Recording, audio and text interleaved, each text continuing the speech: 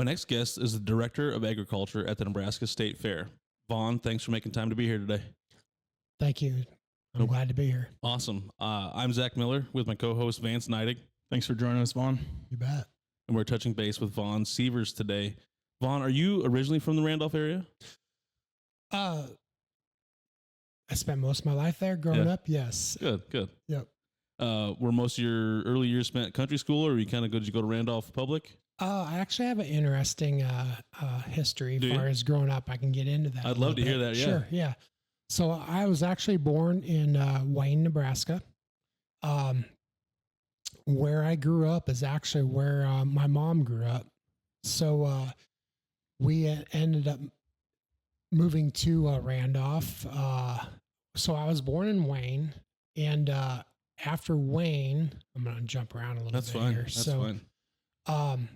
My dad's side of the family were very involved in showing cattle. So my grandfather was big into showing. So in that time, Herefords and Angus and Shorthorns were always big as far as and the breeds to be shown. A lot of the Continentals were not being shown, like the Chianeas and the Scimitals. They weren't coming across seas yet. So them are the breeds that are being shown. My grandfather, and that's what my dad showed. So they're very heavily far as showing them breeds.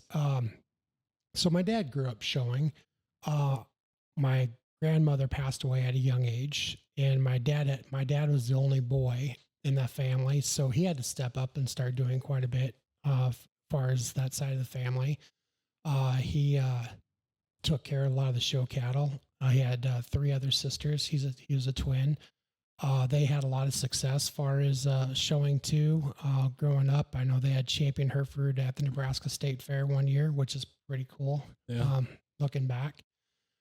So just growing up in a family like that, it's pretty neat to listen to their stories coming up. But anyway, coming up through that side of the family, that's kind of the way where I was born in Wayne. So he met my mom, which she grew up in Randolph. They weren't quite as competitive as far as showing livestock, but my mom did show. They showed some Shorthorns. But when they met, we lived in the Wayne area, the Wakefield area for a little while. And then my dad actually took a job with Randy Beller in the Wisner area. And that's when they started importing Chianea cattle, which were extremely tall. Okay. Cattle that if you, I'm about 6. They were a little racehorsey back then. Yeah, I mean, For people that don't know that about that history of cattle. If you look at a backdrop picture, it's funny when you look at a backdrop picture and people are standing in it. All you can see is their legs underneath. Is that? I see pictures? Really? I saw that one with that. Was Wow. it the white one? Was that a Chianea that your dad was with? That I saw it. You had a picture of a backdrop with your dad with a white animal. Was that a Chianea? That'd be a key. Yeah. Was it in Denver or something? Maybe it was a Champion Bull or something like that. They had a lot of success back. But it was a big bull. Yeah. I remember seeing that in picture. the late 70s and the early 80s. Yeah, Bellers are very. I mean, they were hard to beat, and they're pulling big strings all over the country from Louisville, Kentucky. They'd go into Calgary. I mean, they were going from every state fair to state fair nonstop. So he worked for them. So we lived in the Wakefield area, and he worked for them for a few years. Very successful Chianea operation. So at that time, it was going really good for a while, but sometimes big things, they also come to an end. Right. So once that came to an end, my brother came along, and so it was me and my brother at that time. So my dad took a job in Texas. So then we moved to the Panhandle of Texas for a couple of years, and we also had some Scimitals and some Herefords. So my dad loaded up all his cows, and we moved he moved us to Texas. So we lived in the Panhandle, a little town called Allison. It's really neat here. Last year, I got to go back. I was going to a meeting in Texas, so I purposely drove through, and It was just a little town. Just to see it again. Yeah, just 50 people. How There's old were nothing. you at that time when you guys moved down there? I was 7 years old. 7 years old. Because at that time, because I showed my very first show in New Mexico, so you can show when you're 8 years old. Okay. So my first show when I was 8 years old. Yep. And my mom was really good at keeping scrapbooks. So I'm so thankful for that. Right. So I thought it was kind of Stupid when you were a kid. Right. Until now, so you Not, can not remember. stupid, but you're like frustrated. Yeah, I'm like, Why do we got to do why- this? why I've do kind you of had do the same this? problem with my mom. Like, Mom, why are we doing all this? And then now I'm like, Right. man, I wish I Yeah. had more of that. Yeah. So all the Beller stuff, all the pictures, and just she wrote everything out and took pictures. And there's the old reel cameras, like the big projector Yep. cameras. She took videos too, so we have all that stuff on CDs. Wow. So it's really cool to go back and look at that stuff. And yeah, we have like 3 big scrapbooks. It's really neat That's to awesome. go back and look at that stuff. I'm sure. Especially when that's my passion and that's what I love. That's what keeps me going. And it's my family, and I love my family. So, Yeah. and I love that type of stuff. So that it's like a gold mine for me, and that might not mean nothing to nobody else, but I'm so thankful that she did that stuff now. That's So, great. Yeah. So It's awesome to have those memories. yeah, Especially to see the difference in the show world from back then to now. Mhm. Yeah. Like, especially you growing up through the entire thing, like the entire process, basically from like your dad and your grandpa and everything all the way to what it is now. That's a Mhm. long history of time. yeah, looking at pictures like from when my aunt won the state fair with a Hereford, that looked like it was 3 foot tall. When you shake out straw with straw up to its belly, to a Kiania where it's 8 foot tall. Wow. And now we're coming back down. I Yeah. mean, fads change and things change and different priorities. So but anyway, I'm getting No, you're really okay. You're long okay. here. That's why we do this. You know, Okay. there's no ending time. Yeah. So So I mean, that's part of the stuff I didn't really know. So I like hearing Yeah. that stuff. we lived in Texas for a few years, and then we moved back to Randolph. So they had the opportunity to buy my grandfather's place where my mom grew up. okay.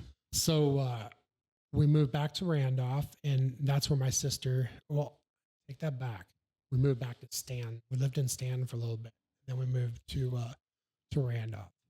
Awesome. So and then through Randolph, I went to grade school there. So I started school in Texas, went to grade school in Randolph Stan for a little bit, and then Randolph. And I was actually in junior high. I did not go to school in junior high. I started going to homeschool. Okay. My sister and my brother, they went straight through the school system. I went to my parents, and school came really hard for me, Mm-hmm. and I love working on show cattle. I love being in the barn, and I had such a hard time being in school, and I was very introverted growing up. Yeah. So I just had a really, really hard time. And my grandmother, she taught school too. So they gave me the opportunity to go into town, do my studies. So what I did is I ended up getting calves in the barn. I worked on my calves, and during the day, I end up, like in the fall, I would do my studies and then go work with my calves later in the day. That's great. So, yeah. It's kind of a nice little experience that yeah. you get to have. Yeah, right. Yeah. So, and then going into college, I went to junior college. I mean, you kind of lose your people skills, like not going into Right. high school. I think that's where I missed out on.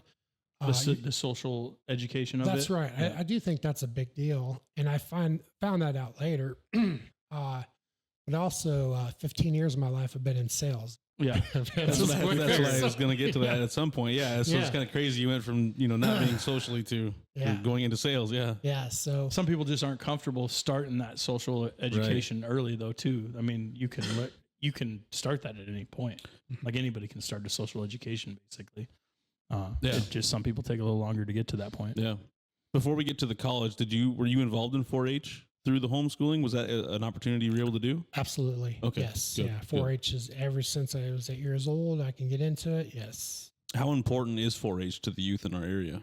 I think it's extremely important. I think it's a great, it's great to be involved with. I think it teaches great life skills. I could go on and on about what it teaches kids, responsibility, respect. Respect. I mean, I can go on. I mean, 4-H is so broad and FFA is so broad. You can do so many things from home ec type stuff to livestock. I can speak to livestock because you have a responsibility and it's also competitive. So, I mean, I know there's a lot of sports, right? You have baseball, you have football. Yep. When you have livestock, it's another life in your hands. Yeah, you have another. Yeah, you use livestock to teach kids. I mean, them animals depend on you, and if you are competing and if you're doing it, you have an end game involved and you have a goal in mind, and there is no skipping out. If you lose one day, your goal is just out the door. That time. So my dad, early on, I remember this, is my grandfather. He always took the whole family to Minnesota to go fishing every spring. And this is a little side thing. I like to go fishing. I actually love to go fishing. We put our cattle in the barn before the sun comes up. And that's you have to get your calves in the barn because part of it is growing hair and just getting them out of the sun. Right. And Dad told me, he's like, I'm not going to do this for you, and this is your project. And if you can choose, you can go on this fishing trip with the rest of the family. But if you do that, you're going to turn your calves out. I'm not going to get them in, and they're done for the summer. Right. So you're choosing this trip over your project for the summer. So I didn't go on the trip. Yeah. It's making kids make a choice, right? Yeah. And responsibility. That's a huge one. And then you go to a show, and that whole summer when you're investing the time, because it's early in the morning till late at night. Right. I mean, it takes a lot of time all summer long. I mean, and when you get to the show, and sometimes you don't win. Not most kids. I had a lot of failure as a kid. We didn't win every time, just in our breed, we didn't win every time. So there's more kids that don't win that win. Yeah.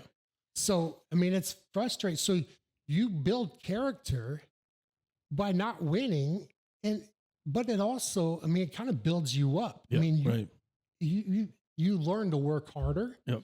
You learn and you watch how to get better if that's truly what you want. Yep. And that's what put the fire in me, is if I got beat, I want to figure it out how I'm going to get better to try to. Right. Is there monetary value involved in that? Is there like winnings? Yeah. Is there? Okay. I didn't know if it was just in some, and your overall, we're all trying to grow pounds of beef, right? Right. And that's what we started. I just meant for the shows itself. Yeah. There's premiums. Okay. I didn't know if that was and the better you get, the better the premium is. Okay. Type of stuff. Okay. But even beyond like what you were talking about, you can speak to the cattle. I can speak to the cattle, but there's all kinds of things in 4-H and FFA. It's not just for farm kids. Right. Like anybody can do it. Like you had to do some speech stuff too, right? On that. My parents made me do, I had to do the speech. I had to do the sales contests. I did judging, which is the cattle side of it. But yeah, I had to do resume building, sales contest, salesmanship, speech contests, all that type of stuff. So that's awesome. I'd love to hear that. Yeah, that's all that. Them are things that are life building skills that advance kids to the next level. And when you talk to people that want to hire kids, that's the people they want to hire. Mm-hmm. That's great. I love hearing about the 4-H. So when we talked to his parents, it was a nice conversation we got to have.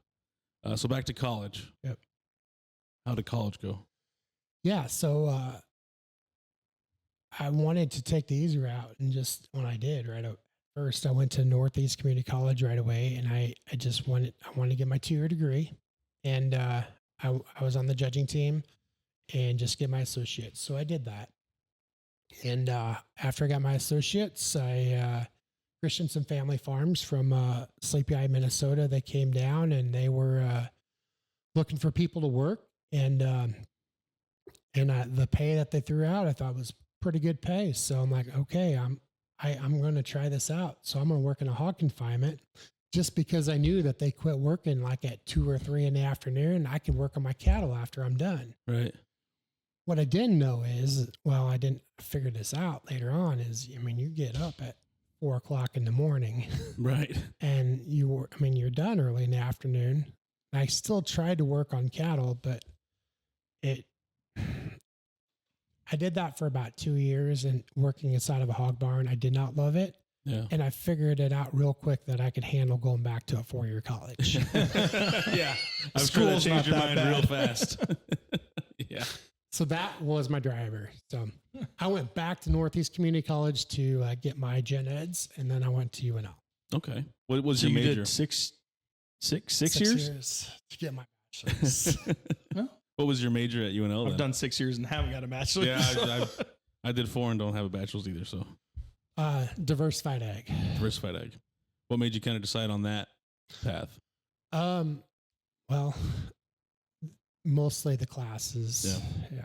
Kind of already in your wheelhouse. Yeah. And, when I went there, I was hoping, and I really liked meat science. And I did my internship with IBP when it was in Dakota City. Mm-hmm. And I worked on the line, actually, export line. And I was kind of hoping to be a cattle buyer, is what I was hoping to go into. So I took a lot of meat science classes. My minor is actually in meat science. Okay. At UNL. Which UNL's got a pretty good meat science program, don't they? Yeah, like they a pretty do. high-end meat science program. Yeah, they do. And especially processed meat. Yeah. Yeah, Dr. Mandigo and Dr. Shaw. They have some awesome. Mandigo's the guy that made he made the pork beef like glued together roll or whatever. Dad talks about it all the time. Yeah. I don't even remember what it was called. McRib. Or no, I'm talking. They have one. He made one that's beef and pork, and it's like rolled together and glued together and cooked together into like a roast, basically. I can't remember what it's called. Like, I've had it before. It's like a pork loin and a beef ribeye, kind of like rolled together and glued together and stuff, and then cooked all together. That sounds like his wheelhouse. I know. I'm pretty sure. I know it's Mandigo. Mandigo. Dr. Mandigo. Dad has said that before. I know that's who that is, but I've had it before, and I can't remember what it's called or where I've had it and exactly what's in it. But I know it's pork and beef. It's the two of them together in a roast. Yep. But he's the one that made the McRib too. I'm pretty sure. I'm like 90% sure. You might want to fact check. Yeah, I don't know on that, but that's crazy. I know they have that I've heard his name many, many times. Like the actual McRib from McDonald's? Or just something different? No, yeah. Really? Yeah. That came out of UNL? Really? I did not know that. I'm pretty sure. Wow. Huh. That's interesting. So the flat iron steak, that definitely came out of UNL. I do know that. Yep. Is that have anything to do with the building too? In Omaha at all? The iron building, the flat iron building? Isn't that what it's called? Anyway. The Flatiron Building. Isn't that what it's called? Where? The Triangle Building? In Lincoln or Omaha? Omaha, I think. I don't know. Couldn't tell you. His name was Roger Mandigo, correct? That's him. Yep. That's correct. Yeah, he came up with the technology that made the McRib possible. Huh. That's interesting. You learn something new every day. So, out of college, what's the path after that? So I had a hard time finding a job. So obviously my history has always been showing livestock, and this is life, right? So I've found out, and still today, it's kind of who you know and not what you know. Yep. And I leaned on the people I did know, and the people I did know was the people that I'm surrounded with in the show world. And Sullivan Supply is a show company that sells livestock show supplies. Probably could have got a job there without having a 4-year degree. Yeah. Right. Yeah. But that's where I went right after college. I worked for them for 2 years. traveling the country, which was fun.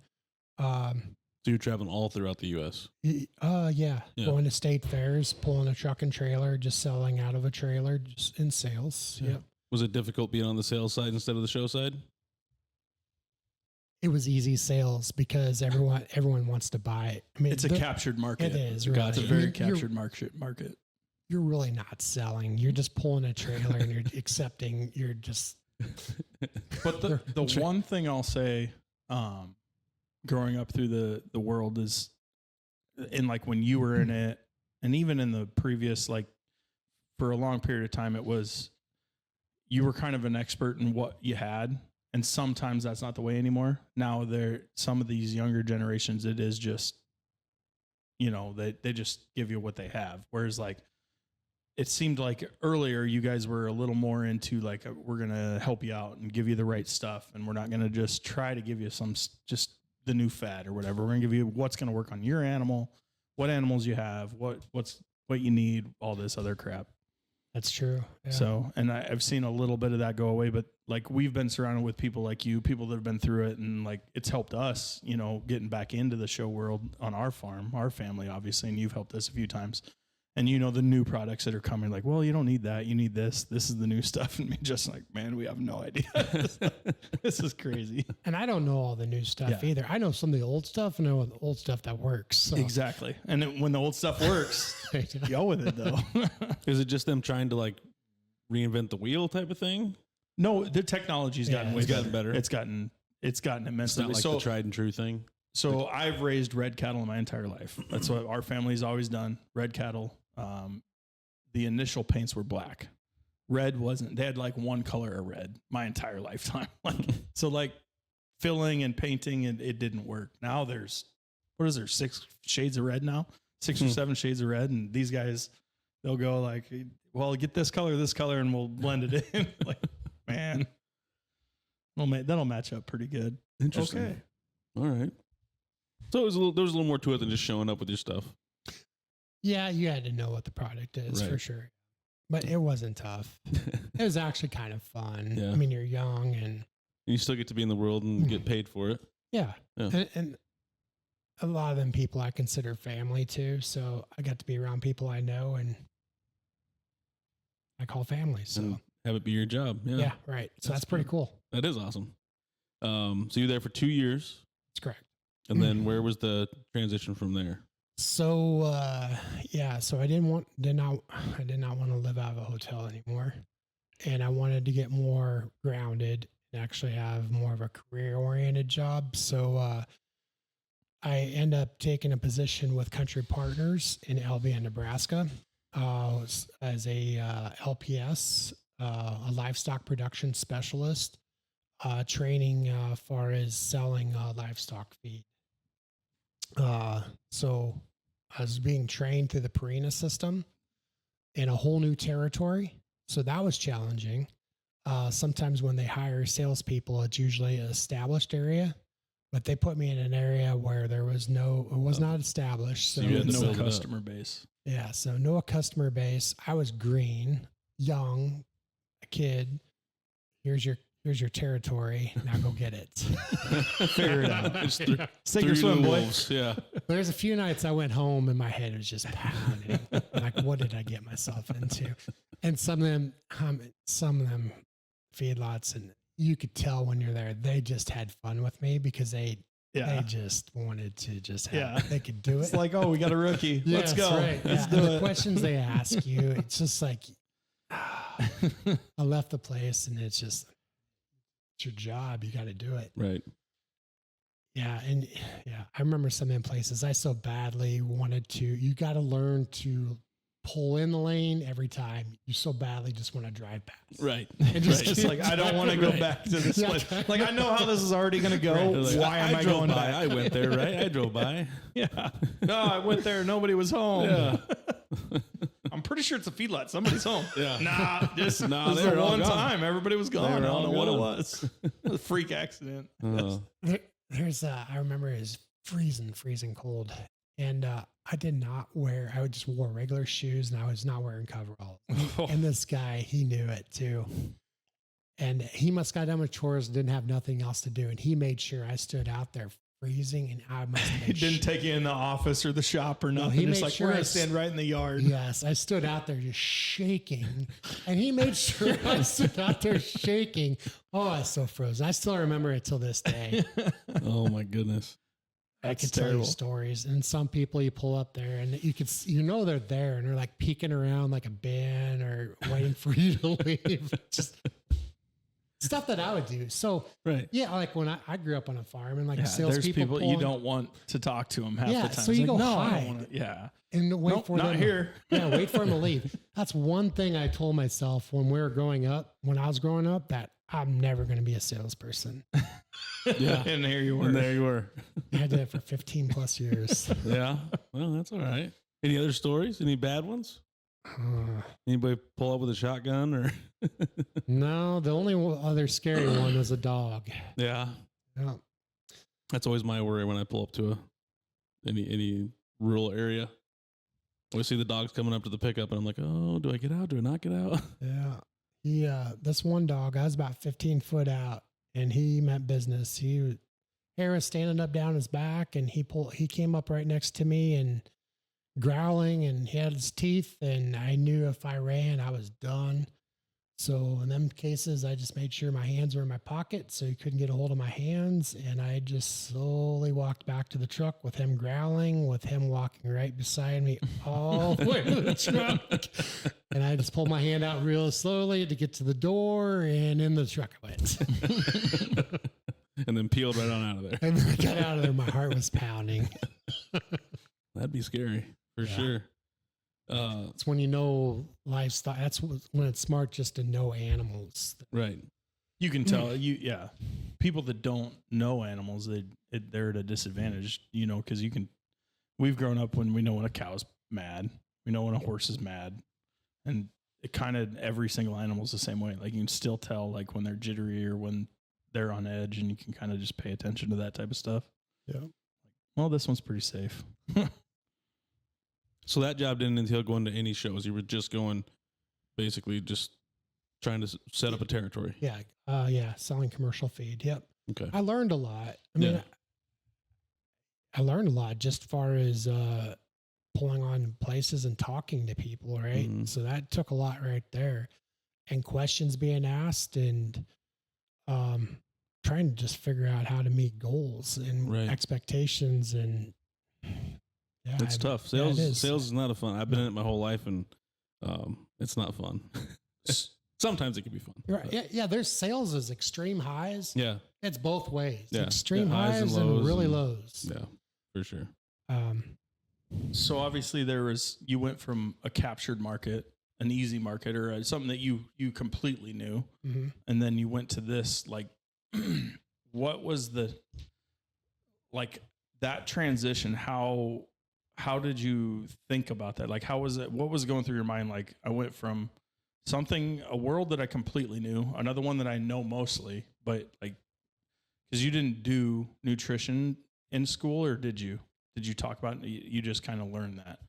So you went to that in an uncaptured market, and to where you're competing in a brand new market. Obviously, that's a culture. That's almost a culture shock right there. Yeah. A completely different. You went a whole 180 from where you were at. So how did that make you feel like initially? Yeah, it's really scary. I mean, seriously. I mean, yeah. I mean, you get out there. I didn't know what I was doing for sure, but I know what was good about it was because I was part of a program, and I knew that they were willing to train me. So Yeah. I was being backed, and I was getting encouragement from others that I could do this, and I knew I was. So they were sending me to training to other places to make sure I was getting the education I needed to advance. Yeah. But in the meantime, I still needed to make cold calls, and I still needed to call on people, and some of the stuff I didn't know what I was talking about. So, but I think some of it too, if you're honest with people and they ask questions and if you're honest with them and tell them you'll get back with them, most people, they respect that, and you can get back with them. And Yeah. And I did. That's probably where I succeeded, but there's some of them that. Yeah. You succeeded by getting back to those certain right, people. the ones that allowed you to. Yeah. But not just trying to give them the runaround. You get a lot of people that'll just give an answer, might be a made up answer or something. You get that a lot with salespeople. They'll just make up anything. Whereas I like what you did, and I try to do the same thing. If I don't know it, I'm going to go try to find it. Yeah. And not just breeze past it. Well, yeah, most people know. I mean, well, they can, especially if they know the world, and they're just, maybe they're asking a question that doesn't have an answer too. Like you said, they would mess with you a little bit. Yeah. If you try to answer it, then they already automatically know. Yeah. They know the answer. Yeah. So that's a difficult. Cold calling is not fun. No. But how did you enjoy? I'm assuming you didn't enjoy it, but how difficult was the cold calling? As time went on, I felt like it got easier, especially when I like to plan. So if I have a goal and I know how my week's going to go and where I need to get to, I'm fine with cold calling. In the very beginning, I had a really hard time with it, just because it's a culture shock. I'm not people you don't know, especially my history is I'm an introvert by nature. So I had to learn, and that's just something I had to learn and build myself on, is how do you talk to people? How do you sell people? How do you learn that? I had to teach myself that. It's just something you had to do repetition, just work on it and keep getting better at it. I think I did get better at it. Obviously, I would have been fired, or I would have quit a long time ago if I did. I did it for 15 plus years. So I think I did something right at that time. But, yeah, it's. How many calls did it take you before the word no didn't hurt you anymore? Good question. Because it hurts all the time, but I still get it. It took me a long time before I could just totally brush it off right away. But it's not fun to hear that no, or that, they hang up on you. Yeah. That kind of stuff. It's tough. Yeah. You have to hear way more no's than you hear yeses. I'd say probably 100 to 1. It feels 50 to 1. It feels like that. It feels like 100 to 1. Yeah. Yeah. It's something like that. Yeah. It's not a fun world. Cold calling is necessary, but it's not fun. For sure. And then the amount of time, if you feel like you spent your whole day hearing no, right. Just trying to keep yourself built up. Yeah, because it can beat you down real quick. Yes. Those first 20 calls, you get 20 no's. You're like, I don't want to dial again. Right. I don't want to make that 21st phone call. Yeah. So how did you keep yourself in good spirits? I think it just depends. That's a good question. I probably depended on the time of year and where I was at. And I think I leaned on my team. I leaned on the other people I worked with, because they also are dealing with the same things I was. Right. Sometimes, and I think they needed to hear it too, because if they were having a hard go, they needed someone to hear, to listen to too. So that's what's nice about when I was selling feed so we're constantly driving, we put on a lot of miles. So I felt like I didn't even have the radio on. If I wasn't talking to a customer or a prospect, I was on the phone all the time. I was always talking to one of our specialists, or I was talking to a coworker, or I was just trying to figure out a plan in my head, or sometimes I just needed to drive and not have nothing going on. Right. But we would just talk. Just talk about what's going on. And sometimes they need to vent to me. Sometimes I need to vent to them. It's very important. Yeah. That's how you keep your mind right through that whole thing. It's good you had people to talk to and vent to that knew what you were going through. That's the hard part about sales. Sometimes if you're either working alone or don't have somebody that understands what you're going through, it's tough to ever vent to anybody, because they're like, oh, that doesn't sound that bad. People that have never been in it don't know. Yeah, exactly. Yeah. Having someone to lean on is so huge. Do you think it's important or valuable to do it in an industry you're familiar with? So you went to cold calling. You were introverted maybe. That was your first time doing cold calling. Yeah, you did sales kind of early on. That was kind of a first foray into sales, but you're in the ag industry, you're in the beef industry, you're in the cattle industry that you know like the back of your hand in a way. You probably, I mean, you grew up in the show world, so you don't know the feedlot world per se, but you have the background in a way that helps you get through that door, because everybody knows, especially in the ag world, you know when somebody's an outsider to the ag world. Everybody sees it. The farmers see it when somebody comes on and they're trying to do something. And it's probably the same thing, you know, in the city world and, you know, certain industries that people are like, they grow up in that. Do you think it's super important for somebody to stick to what they know, what their background is, or do you think it doesn't matter? Anybody could just jump into it.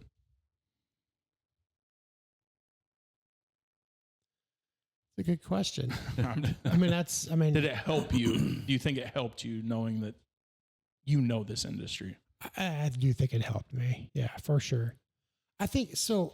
I think it actually helped far as having some background in the meat science too, because I understood the feedlot side of it. Yeah. Yeah. So I know. So my dad, like growing up showing cattle, it wasn't just like showing cattle. So he put such an emphasis in like us kids growing up that it wasn't just about showing cattle. That animal is also a beef animal that also produces an end product that feeds other people, right? So having that, what it looks like on the rail and what type of meat product that has on the rail, far as like a rib roll, Vance is an awesome cook. I've had his meat with his, had food there and it's awesome. But what type of product that hangs on the rail is extremely important. Right. So I think understanding and looking at an animal, what the value we put on a rail, which I think today in the show world is not, I could go in a whole nother. Go for it. Go for it. No, I better not. Okay. So the show world has changed a lot. But the things that I was taught is that the animal that we showed, I feel like in the 90s was important. What it looked like on the rail and the value of the carcass was extremely important. Today, I don't think that value is there. Not there. No, it's more about just the show animal and how that animal looks in the presentation of the animal, more than it is when you harvest that animal and what type of product it has hanging on the rail. Even on the breeding heifer side, and I've had this conversation with other breeders too, and you talk to people that judge livestock shows, you'll hear them say it on the mic. So I'm not understanding like show world, but so donor cows are animals that people flush to take eggs out of to put in other females to produce more, right? So that's a high-end female that you want to flush. Okay. So on the mic, they'll say the donor female stands third.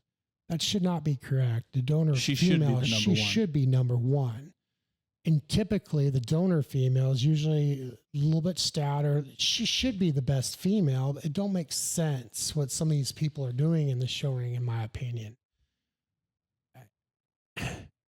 But so fads and things change, right. and so I don't know where I'm going with this. I'm tracking right with you, and I feel like maybe part of like, I grew up the same way. It was we're not out here to win purples for show heifers or show what we're here to make animals. We're here to make meat animals. My dad my mom and dad were both that way.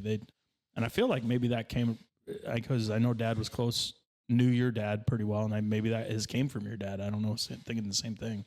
But my dad was always like, yeah, and I've grown up that way. We're raising beef. The end product of in every show animal is the amount of pounds of beef. Like that's all the industry is. We just want pounds of beef out there to feed more people. Obviously, we want good animals. We want efficient animals. We want that type of stuff. But really, the end goal is meat. And that's all it is. Yeah, you rebreed and rebreed and rebreed, but eventually at some point, we're making meat to eat. Right. Yeah, it's a meat animal. Yeah, that's all. And efficiency. Efficiency makes a big difference as well. Yep. That's interesting. That's a lot for your head. Yep. It's way over here. Yep.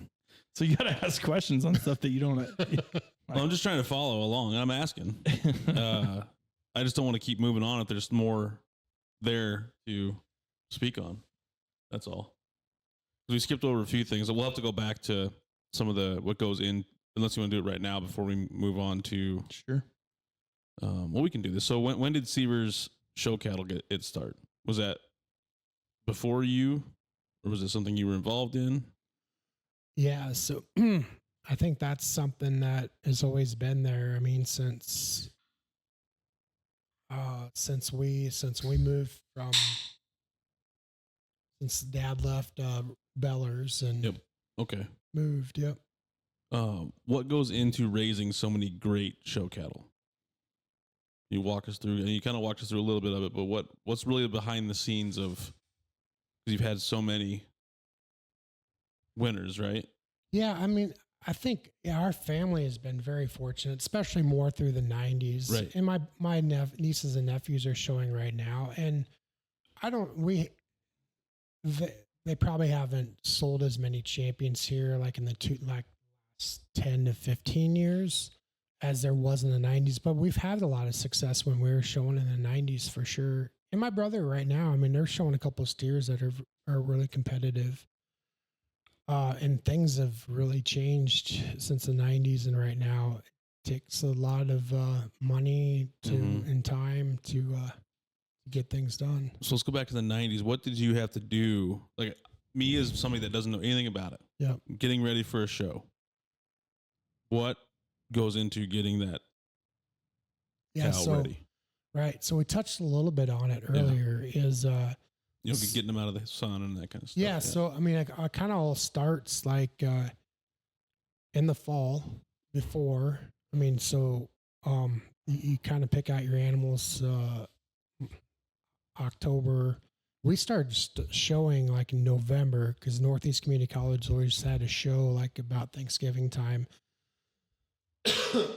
So we kind of started about then, getting them broke, just getting them to their first show, and then we'd start showing them like through the winter time, and it was good just to get them out, right? Get them into a ring, get them on a trailer, just get them out. So they got used to getting on a trailer, getting them off a trailer. Mom still does that. She'll load up all the heifers. She could have 8 or whatever, and they're not really broke. We'll help drag them into the trailer. And I mean, they're not really broke to lead at that point, but we'll put them on the trailer. She'll just drive around for an hour in the trailer, just over bumps and stuff. And then by the time they come out, they're like, to it. "Oh, this is not that bad." So yeah, it's crazy that just getting them on the road works. Well, so we still have the 2 barns, and they're really old. So the barns that we have are my grandfather's old hog barns. Wow. One of them, they're stall barns. They're old hog barns. So one could have 10 stalls. So we'd have 10 head of cattle in one barn, and another one had 6 head. So we would have them full. We'd have at least 16 head in there in the summertime. So we'd have someone working for us too when we were showing. So in the summer, when the spring started, like I said earlier, I mean, you'd start early, start rinsing, and then rinsing, and then you put them in a stall, and then you would put fans on them, and one of us would be blowing, or as you get closer, sometimes we would take a rice root brush, which is a brush about that, like 6 inches, and with bristles that are about 3 inches long, and we would, as it got closer to some of the majors, we would Dad would make us brush them dry. So we'd you didn't even blow them? Yeah. We'd brush. Just with a fan and a brush. Wow. Yeah. It'd take a while. Yeah. 700, 800 brushes on each side. Jeez. I was going to say, it'd take a while. It does. Wow. Yeah. So our better ones towards the end, we just constantly brush. And then we had, so we do that during the summertime. And sometimes, we also had an air conditioner, but people nowadays run air conditioners like really cold. Okay. So like they'd run it like 30 to 40 degrees just to grow hair. We didn't run our air conditioners that cold. We run our air conditioners to basically take the humidity out of the air. Okay. When you have 10 head of cattle in a barn and 10 fans going at the same time, there's a lot of heat coming off animals like that. You cannot get it that cold. Right. And so it was just enough to keep the humidity out. So it just basically for that reason. Okay. So you were washing every day? Yeah. And sometimes twice a day. So in the morning they got rinsed, and then they also got rinsed when they got turned out at night. So the better ones were in the 6-head barn. So they were actually rinsed 3 times a day. Wow. Yeah. So in a period of time, so nowadays structure is extremely important. In the early 90s, we were trying to build more muscle in the inner twist. So we actually had a ramp where we'd stand cattle on a ramp. So we'd put cattle on a ramp. So you'd have to stand out there. So they build muscle. So we'd stand out there and make sure they didn't fall or anything happen to them. So we'd take them down off the ramp, and so it's an everyday thing. Every day. Oh yeah. It was all day, every day. And then when it got closer, like State Fair and Exarban time, we would start exercising. So we would have a tractor. We'd start exercising, taking them on walks. And then we would practice setting them up. All of them, we'd take them out and set them up, make sure they're set up right. And Dad or Mom would tell us what they look like. And then they'd come to the halter and make us go out there and look at them and do that. And we'd actually rice root brush them, or not rice root, but electric brush their legs. We'd take a creosote, so like creosote post. We used to have a bottle of creosote and put like a capful into a bottle of water and put that on their hair, and take an electric brush and pull that up and just constantly work hair. Really? And sometimes we'd be out there till midnight, just working hair and working on them. Yeah. And that, them are things that I remember, like State Fair and Exarban as a family. That's things that we did as a family. That's something that you asked about 4-H. Mm-hmm. We did that as a family. All of us were out there working on them calves together. Each one of us had a job, but we did it together. Right.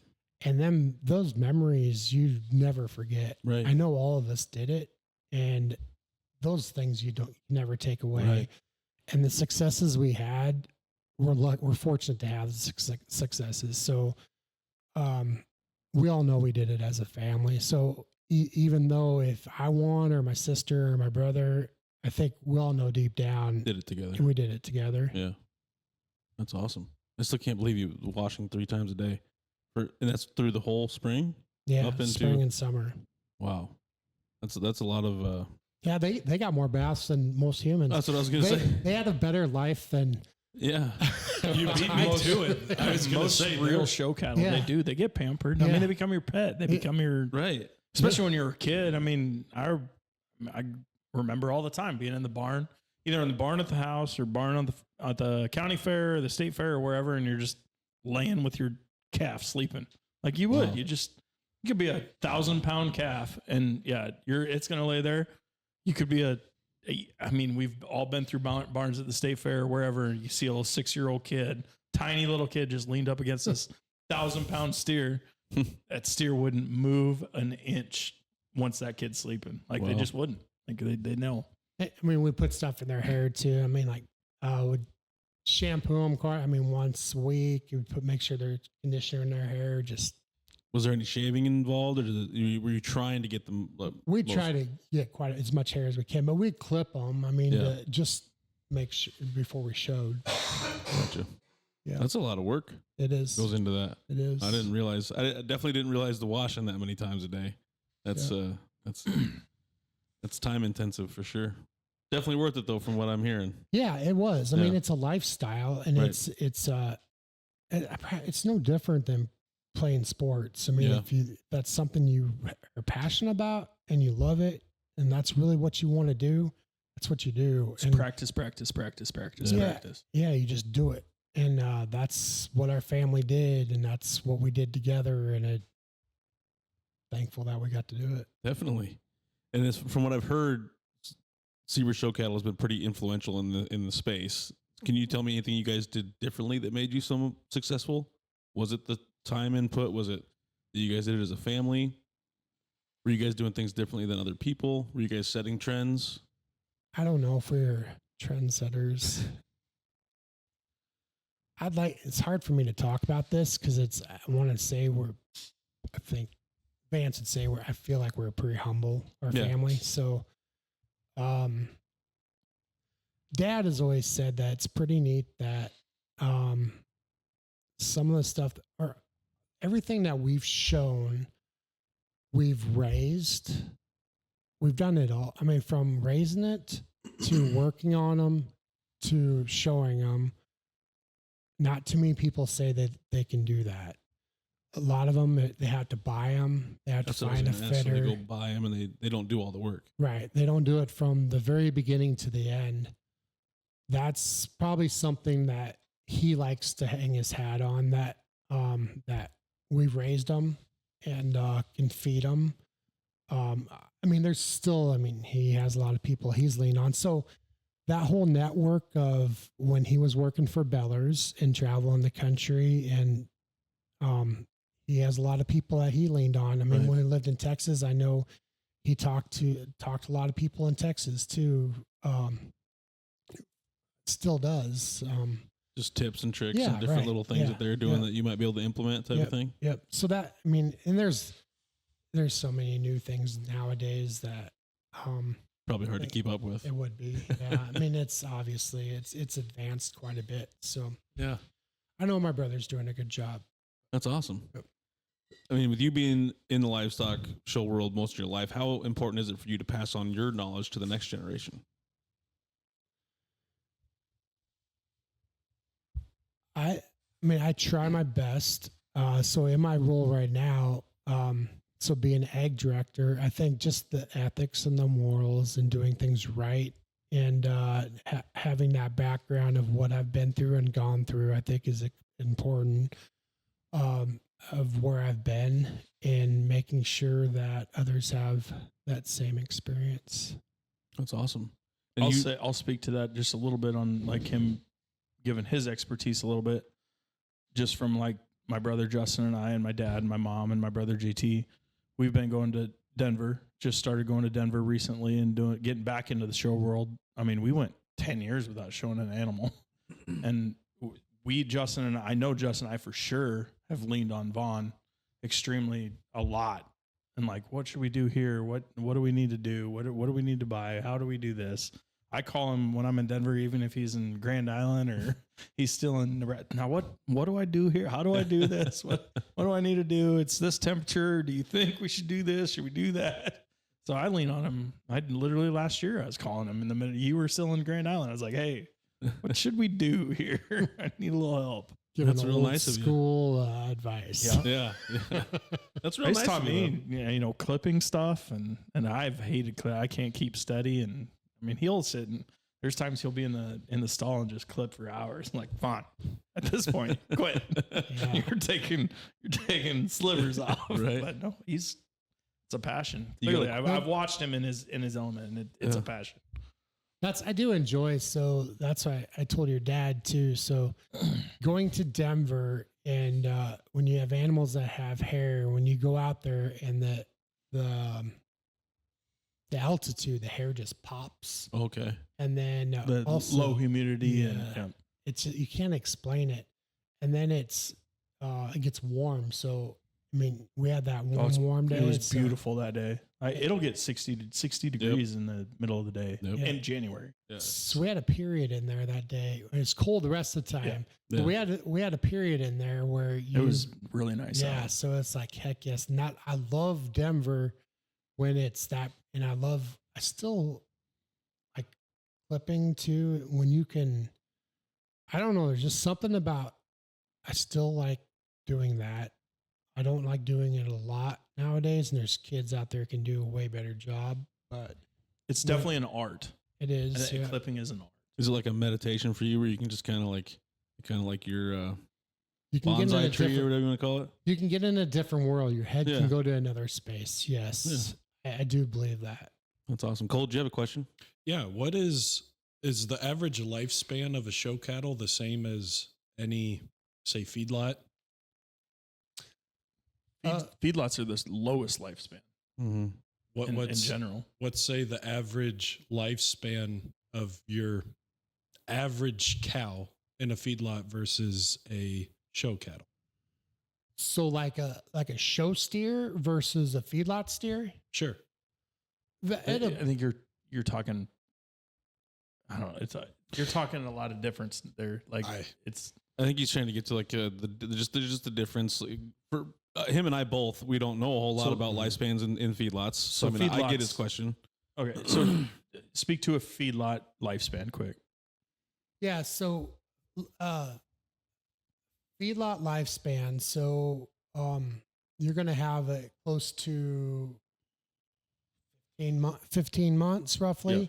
So a little over a year, depending on the breed type and how you feed them. So it really depends on that. So that's a feedlot steer. So a show steer, it could be a little bit longer, but should be fairly close to be. It should be the same, really. I mean, realistically, teaching kids, and when we're showing animals, I mean, you're teaching kids what it takes to feed an animal to an endpoint should be fairly close to what it is in the commercial world. Probably is not as close as it should be. So they're a little bit longer. And some of it is a state fair. So your end target is, your end target depends on if you're going for state fair or Exarban or Kansas City. Yeah. So it depends on when your target is. So sometimes you have to hold them a while and make sure they're not stale. So it's kind of an art of making sure you're feeding them correctly to a certain endpoint. And genetics play into that too, on how you feed them and how you manage them also. Does that answer your question? Yeah. And and then on top of that, there's show heifers, show cows, show bulls. So like a bull, you can show a 2-year-old bull. You can show a 3-year-old bull. 3, 4, or 3 or 4 is kind of the oldest. 3. A mature bull would be, you can get up to a 3-year-old bull, right? That's correct. Right at 3 or close to 3. Long 2, roughly. And then, your cows, but a cow could be 15, 20 years old, depending. A good cow. Yeah, 20 is really old. But 15-ish. Yeah, 15's even doing really good. But yeah. But that's. Trying to think of what are we on now? We're on. You can go 15. That's an old cow, but we're M this year. Sure. And we're getting rid of our B's this year. A's, actually, we're getting rid of our A's this year. So A, B, C, D, E, F, G, H, J, K, L. This must have been L. Last year must have been L. So this year is M. So that many years. What's that mean? So A would be when it was born. B is its 1-year-old. C, D, E, F, G, H, J, K, L, M. That's 12 years. So we're getting rid of we're calling our A's right now. Okay. It letters is years in some breeds. Then some breeds have numbers. So it's very interesting because I'm sure you didn't really know all the different types of cattle either. I knew cows aren't in feedlots. Cows aren't in feedlots. Yeah. I knew there was a handful, but I couldn't. If I looked at one, I couldn't tell you anything about it. So I got where you were going with that question, but yeah, it's definitely asking these two is going to be they're going to want. Vaughn's better at it. Yeah. So have you been to the state fair? No. We ought to come this year. I've been to the Madison County fairs, and I would just walk through there, but could you tell which one had things and which ones didn't? Do you know what's a boy and a girl? Yeah. Okay. Yeah. Just want to make sure. But I don't know. It just never struck interest in me personally. But I see, like Vance was talking about speech and sales and everything. I didn't know that was all in 4-H and FFA.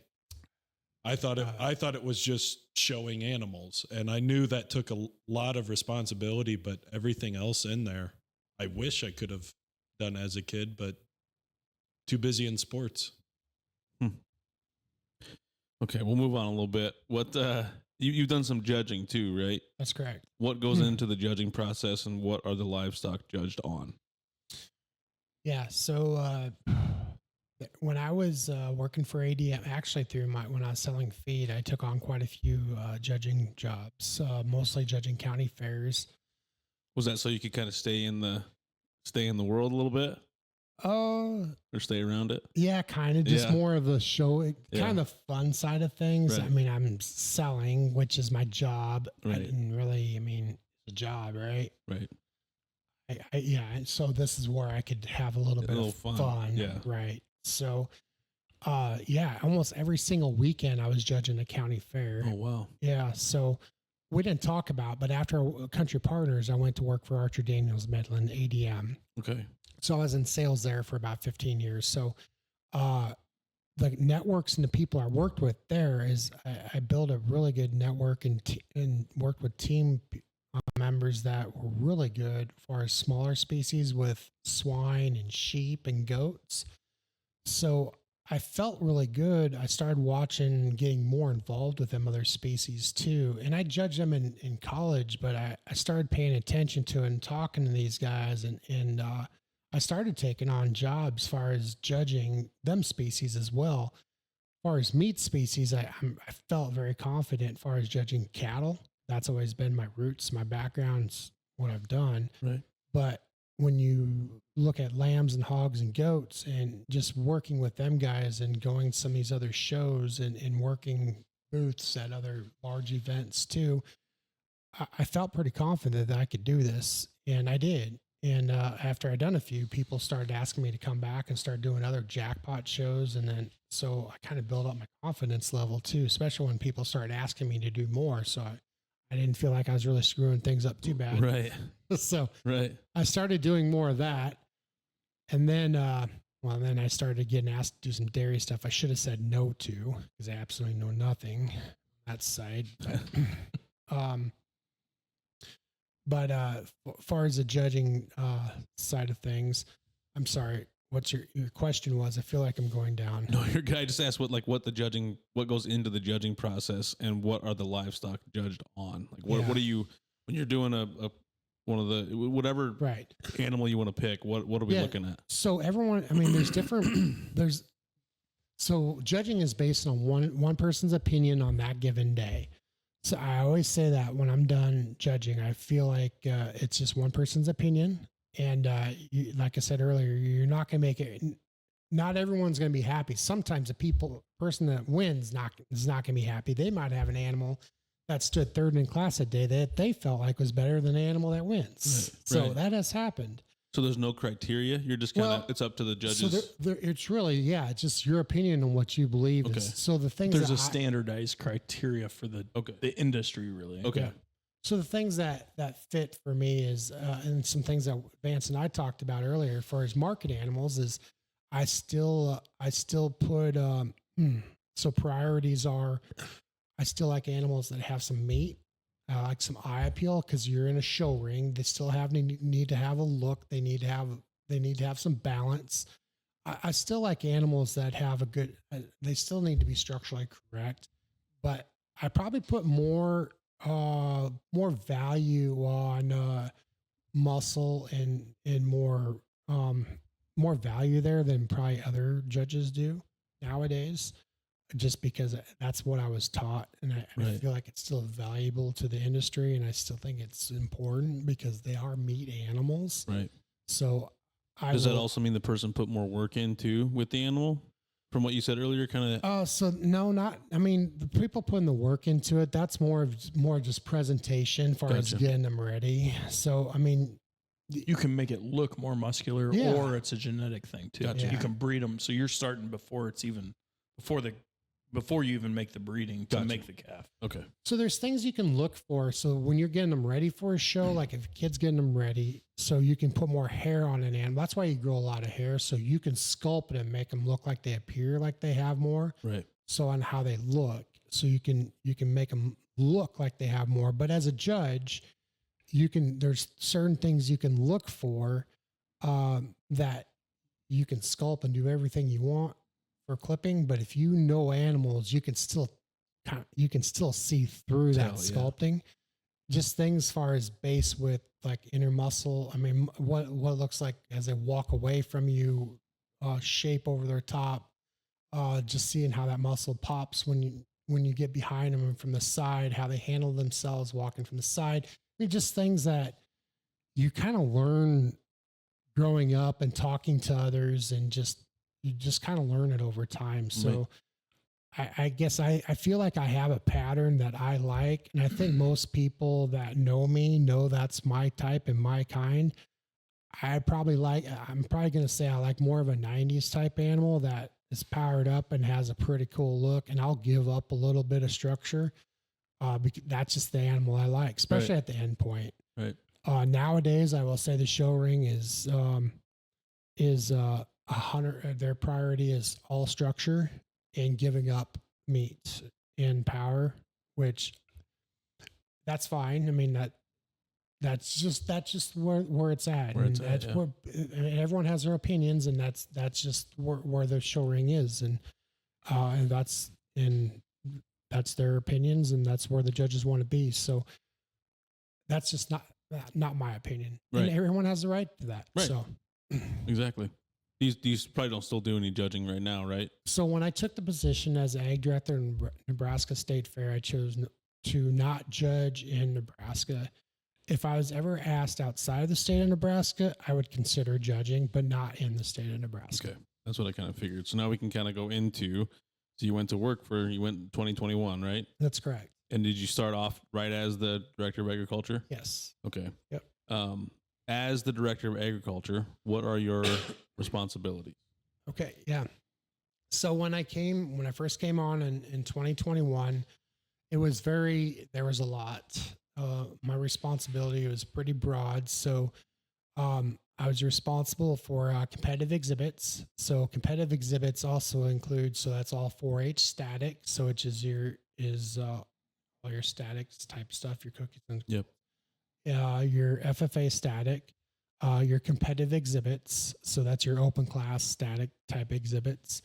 So I'm responsible for all that area. Also, the equine shows and events, and then also the livestock shows, and then also the Exarban stock show that comes in like 2 weeks after that. Okay. And then also in 2021, I was also responsible for GILCA, which is Grand Island Livestock Complex Authority, is booking shows for that summer. So there's quite a bit going on from the CE or the competitive exhibits to equine to livestock to you're a busy guy. Yeah, and we came in March, and they didn't have anybody in there. That position was left unseated since the previous October, and there was nothing done. And I came in March, and first thing I needed to do is hire 2 people, and they revamped the whole schedule. So they went from one weekend being 4-H FFA to maneuvering the whole. So I had to redo the whole schedule, schedule, hired 2 people. And I tell you what, that summer was pretty exhausting. I still remember there was, most of my summer, I was there till about 10 o'clock at night. Wow. It was 6 to 7 in the morning till 10 o'clock at night, almost every day straight through. I was exhausted. I'm sure you were. That sounds like a lot. And we talk a lot on this podcast about people thinking things just get done. You know, how much work goes into putting on the shows at the fair? I mean, you kind of talked about your responsibilities, but behind the scenes, how tough is that? It is. It's a lot of work. And I'm going to give a lot of credit. So I have a rock star team, right? It takes people to make things happen. Yep. So when I first started, so I didn't have anybody. We started, so I hired 2 people. So my current team right now is, so Amy Kelly, she is our livestock manager, she comes from Colorado. She's a Texas Tech grad. So, she's been involved with other shows. She's worked at the National Western. She has a lot of experience in the livestock show world, and she's been a huge asset. And she came on in 2021 as well. So she's been a great part of our team, and so she's a big part of it. And then Courtney Lingman, she's overseeing the CE side of things, so competitive exhibits, 4-H static, FFA static, and then she also oversees the 4-H dog show. So that piece, before we came in too, it was just kind of a side. So it was just kind of there. And no one was really overseeing it. It was like kind of mismanaged. It's kind of a misfit toys. Something like it seemed like an afterthought type of thing. Kinda. And that you could tell this, you could tell that I felt like they felt it too. But The exhibitors, you mean? or the superintendents and the whole area. I mean, the whole area. And now that we put some extra emphasis and time, I feel like it's come so far in just a few years that we've actually put some emphasis there and hired someone to oversee it. So we hired her. That's a whole new position. And then in the meantime, we're revamping our equine side of things. So Sarah, she's a coordinator. She's not full time. She's part time. She's not in staff, and she works part time. But anyway, full time staff be Amy, Courtney, and then Jackie Johnson also came in. She was working for us here a couple of years ago. We bring in DNA for Exarban. She's helped us with DNA for the last couple of years. Last year, she helped us get through Exarban as far as overseeing our Exarban stuff. And then she was still in school. And we looked at changing some things as far as our staff. I know Amy needed more help because Amy is overseeing all the equine stuff and all the livestock stuff. And equine is horses, correct? Yep. Yeah. Okay. So And then livestock's everything else. yeah. So livestock, Go ahead. livestock is like 4-H. It's FFA. It's your goats. It's your boar goats. It's your dairy goats. It's your poultry. We have a huge poultry show. Our poultry show is like expanding and growing Really? It's probably our largest growing show in the last since I've been here. Wow. It's we had 1,000 birds entered last year, just in open class. Wow. Yeah, it's huge. And it's getting big. Sounds like it for sure. But and then we have our open class beef show. We have our dairy show. And then on top of it, we're also tasked with educational components. So we have our dairy parlor where the public can watch dairy cows being milked. And then we also have a birthing pavilion where general public can walk in and see animals being born. Really? Yes, and see animals that were born. I would recommend that for any person to go to the state fair if you have no idea about animals.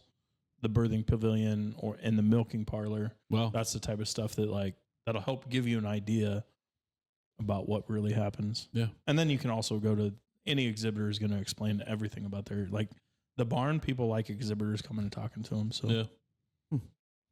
That's interesting. I'll definitely have to come check it out for sure. So it's one big ag educational experience, really. I mean, that's what Sounds we're like it. about. Yeah. Yeah.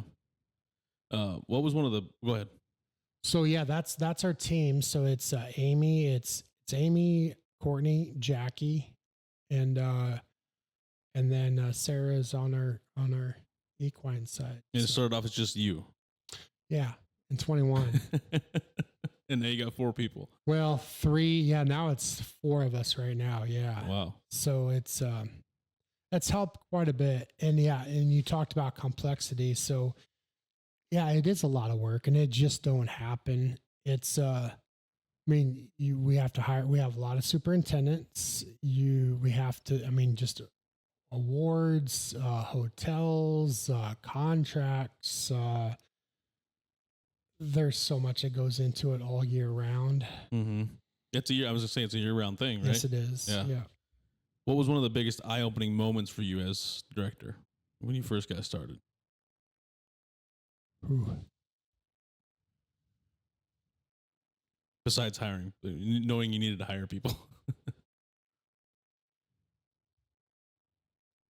There's been several eye-opening. Yeah, I mean, I'm sure it probably never stops, right? Yeah, I mean, I'm constantly learning and constantly getting challenged, right? Mm-hmm. There's always things that pop up. And a lot of it's people related, and scenario related, right, and situational type things that I'm learning how to work through. That some things I've never had to deal with. right. Had to reach out for different advice and stuff too, or just kind of just work through it?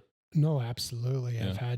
I've had to reach out to people for advice on how to work through situations that I've never had to handle. And right. Difficult. It's not, I'm going to say it's not an easy position at times. Right. Yeah. And from the sounds of it, I don't envy it for sure. Do you want to get into, is there something you want to specifically talk about the Nebraska State Fair? So kind of get into like what led you to take this position? Why did you want to do this?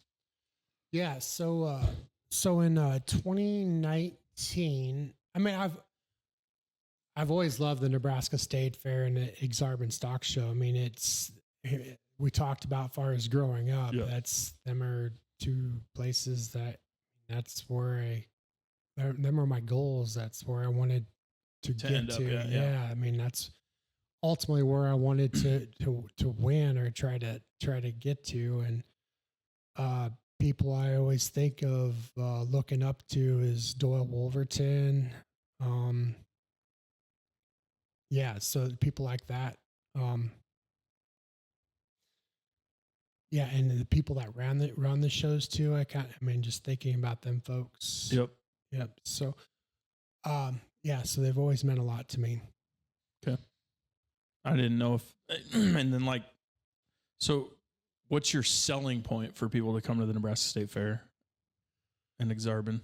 Yeah, so definitely, like, I think it's camaraderie, family. I mean, just surrounding yourself with the people. I mean, and just being there. And there's not another event like it. I mean,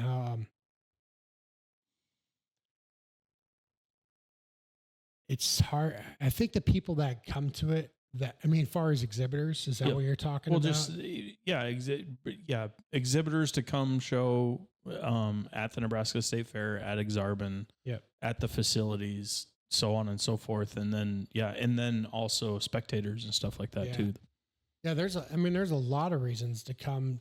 I mean, especially to Grand Island. I mean, it's definitely an upgrade from where it was in Lincoln. I mean, to me, Lincoln's always going to be the Nebraska State Fair. I mean, that's where you went to that. So yeah, so that's your growing up, right? And Exarban too. I mean, Exarban. I remember the old track that's Omaha. In Omaha. I mean, to me, that's Exarban and that's State Fair for me.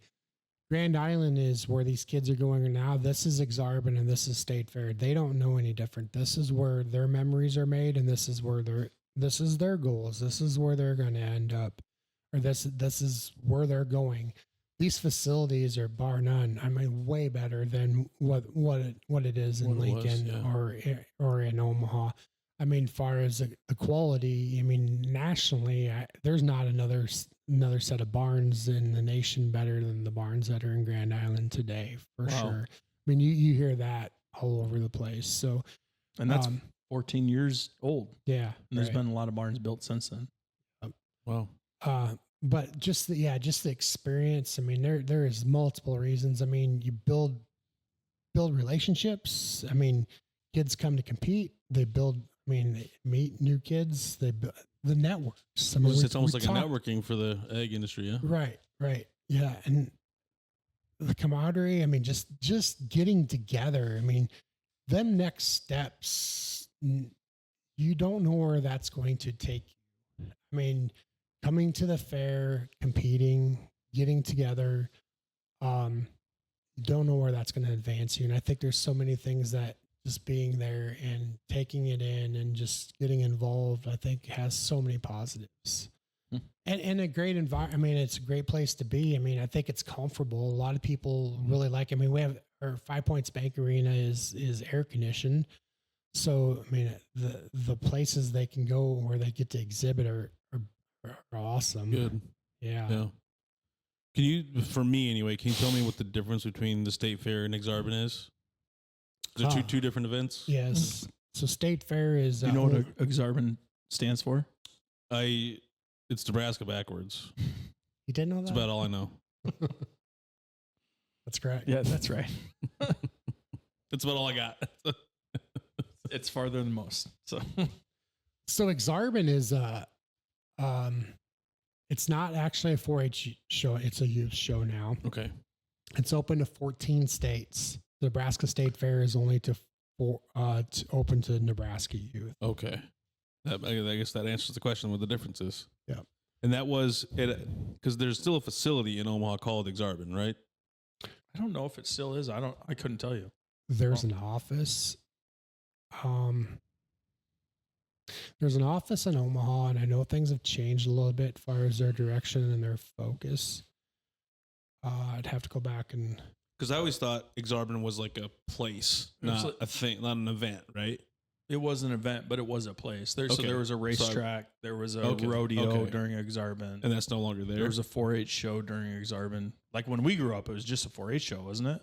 I don't remember it being a youth show back then. Maybe it was a 4-H or youth show, but I thought it was 4-H. They had a horse show.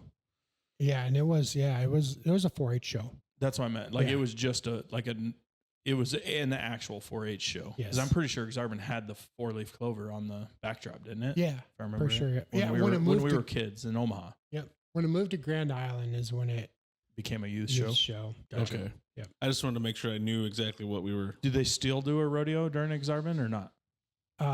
They do have River City Roundup in Omaha. So there's nothing in Grand Island as a rodeo. No. It's just the show. Yeah. The youth show. Is there a horse show? Or it's just the beef or the livestock show? My understanding is I think they kind of moved. There is a horse show that same weekend that's in Lincoln. Gotcha. But I don't think it has Exarban's name on it. Okay. I didn't really know. Since I've been out of 4-H forever, I haven't really paid attention to that. Other than I knew Exarban Beef Show was in Grand Island. Yeah, and people love to come to Exarban. We constantly get good feedback from him, and it kind of kicks off the national run. So when I say national run, there's a lot of national shows that start up about that same time. So Exarban starts, it's in Omaha, and then we have there's like an Arkansas Youth Expo that kind of goes on the same time. Tulsa and Oklahoma kind of gets going about the same time, and then we roll into Kansas City goes, and then then Louisville, Kentucky. Which is the American Royal. Kansas City is the American Royal. It's a big livestock show. Yep. So you said it's 14 states? That's correct. Is it just surrounding, or is it kind of a? Yeah, it's surrounding. Well, it's surrounding and then surrounding. Yeah, it's surrounding, but not like we're not getting like pulling from the coast or anything like that. No. Okay. Don't ask me how we inherited the 14 states. Okay. So it's just enough because our hog barn will pull in about 1,000 entries, and that's about as many pens as we can get. Our hog barn is full. Our sheep barn, we have to put up a tent in order to get all our sheep and goats in. We are maxed on entries. So obviously there's probably more animals there during Exarban than during the State Fair. At one time, yes. Okay. Yeah. So what are your numbers on those? Roughly for Exarban? Yep. So we'll have roughly 1,000 head of hogs entered. We'll have about 1,500, 1,600 goats and sheep, and about 700 head of cattle. That's crazy. Big show. Yeah, it is. And people love to come. I mean, what we did is, we kind of cut back on our rules. And I think that's helped too, we felt like if we have rules, we need to enforce it. Right. So if we couldn't enforce a rule, we're taking it out. So we did a lot of that. So like on pigs now, so pigs are something new now as people want to fit. They want to put adhesive, like put hair gel in your hair. Yeah. So they want to do this. So pigs, you typically didn't do that. Now they want to put they want to put hair products in pigs. Gotcha. And Which makes the reason you're doing that is making the leg look a little bit bigger. Okay. Yeah. It's kind of like what we were talking Standing about. their hair up To a make little them bit. look a little muscular. Gotcha. Or whatever. Okay. and paint and just things to enhance on how they look. So Okay. they want to do that. So some of them are already kind of doing it, sneaking it past us, and we can't really catch them all because we don't Right. have enough people watching it. Right. So it's like, okay, we're just going to let it go. And then some people get mad because they're like, "Oh, I thought we couldn't do that." Yes. Yeah. So it's like, let's just go. I mean, and we took that out of the rule book, and you just let people show, and people like it, and they thank us for just letting them show. And I think the things that are extremely important, as far as food safety and the rules that are extremely important, we make sure that them rules are in there, and just try to provide a good exhibitor experience. We're bringing back Quiz Bowl. We're trying to bring back some public speaking contests this year. So I'm pretty sure I Had remember Quiz Bowl doing- gone away? It did. I didn't Yeah. realize that. I remember that when I was in school. But You did Quiz Bowl? I didn't do it, but I remember it being a thing. I remember there was a Quiz Bowl team. Yeah. So it's coming back? We did bring it back. The national contest used to be at Exarban, and now it's in Louisville, Kentucky. We're not going to get the national contest back, but we're going to start For it back. 4-H, right? Yes. Yep. That's kind of cool. And Yeah. you said more speaking. Yeah, we're going to have a speaking contest this year too at Exarban. That's really cool. Was that still go back to some of like the resume stuff too? Like he was talking about? Is that still a thing? So actually, I'm going to lead into something else. So Okay, we actually have another program at Exarban called the Challenge Program. Okay. So what that is we have 4 species. So we have it in pigs, we have it in sheep, goats, and cattle. So we pick up these animals. These kids, they send in an application and they have to get chosen.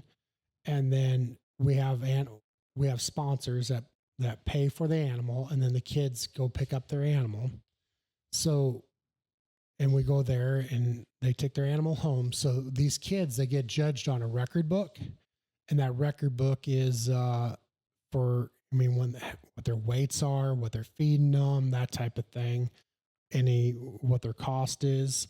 So they get judged on a record book. They get judged on average daily gain, and then they also have to write monthly sponsor letters. So they have to communicate back to their sponsor every month. We also have educational things in there, as far as us giving them information on nutrition, on how to help them get their animals ready for the endpoint for Exarban too. So, and then they bring their animal to show.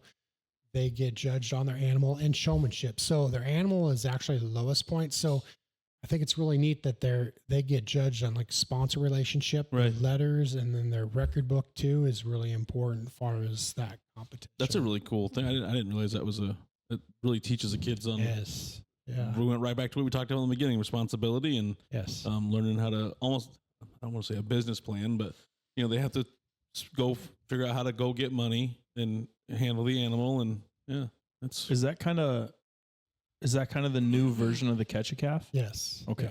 That's kind of what it sounded like when you were explaining it was the Catch a Calf program. Yeah. So Exarban, back when it was in Omaha, that was the Catch Calf program. And so like a lot of the Texas majors, they still have the Catch Calf program. But Do you want to explain that for people that don't know what a Catch a Calf means?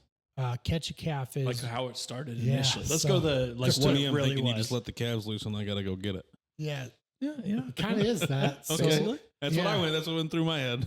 Yeah. So, it's usually during a rodeo and they turn out, let's say, 30 or 20 some calves, 20 calves, and you got a halter, and there's like, let's say 30 kids, and whoever gets the halter on the calf, and when you get the halter on the calf, you have to pull this calf into the middle of the ring. Interesting. Unbroken calves. Yes. Yeah. That sounds like that might be something I'd like to watch. So if you would like to get the Cowboy Channel and watch it in like January, February, They still do it on that? Yeah, Houston and Really? San Antonio, and yeah. That's Yeah. interesting. Do you want to show that of the buildings? Would you like to go show the people the buildings that you kind of run? Yeah, we can do that. You want to talk about them while we're... Yeah, sure. So, this is this is Faughner Park and the Nebraska State Fairgrounds. And the buildings to the right are the buildings that we're talking about that are the state of the art facilities that I mentioned earlier that I still believe are the best in the country, and you still hear people talk about to this day. The one that, I don't know, can you see the cursor? Do you still... The one closest to us there? Yeah, that's actually the Pinnacle Bank Expo building.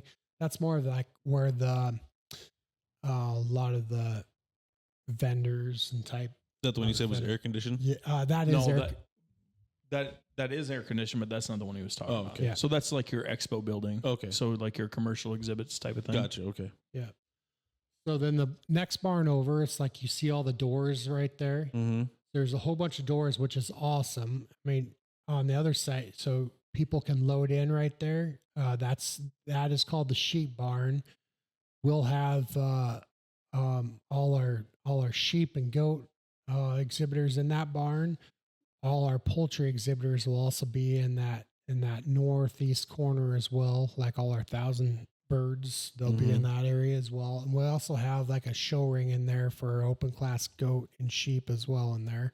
Wow. Yep. And then the next barn over is the 5 Points Bank Arena. That is air conditioned. So we will, like on the first weekend, we have our 4-H shows. And then in the middle of the week, we have our open class beef shows. And then we roll into the second weekend, we have our FFA shows. Wow. Did you, just going back to the sheep one, did you say that's where the birthing pavilion was? Oh, yeah, I did not say that. Yep. On the east side there. Yep. So the one with the doors? The closest one to us, clear on the left-hand side. Okay. Nope. Up top. Then the The sheep next barn, building. Yeah, that this one one. right there. Yep. So your birthing pavilion's right there. Wow. Yep. Okay. The overhang closest to us is kind of where that would be, basically. Awesome. That is a cool place. And the vets in there, they're willing to engage with the public. They have like vet talks. They talk about what's going on in there. We actually have an experience like in the morning. I forgot what that's called for sure, but you can actually buy a ticket to go in the morning and actually feed the animals and have more one-on-one Really? engagement with the vets. That's Yeah. really cool. Yeah. Like a VIP experience. Wow. Yeah.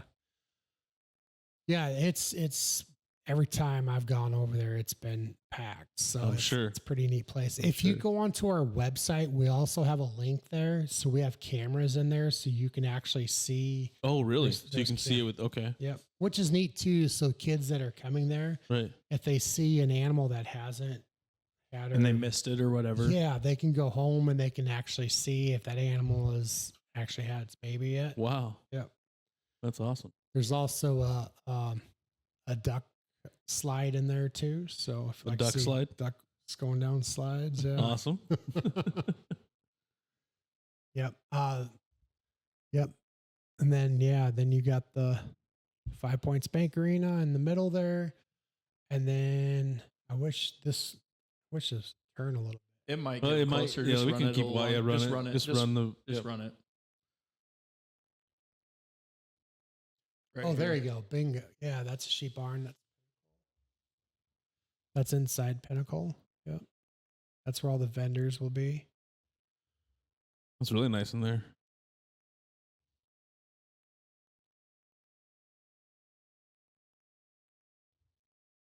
So pause it right here. Oh, there's a sheep. Yep. So here's your inside of the sheep barn. Right. Yep. And there's a birthing pavilion right up Right there? Yep. Okay.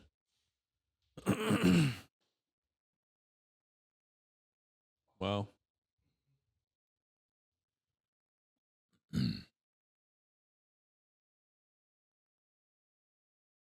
I don't know if I've seen this video.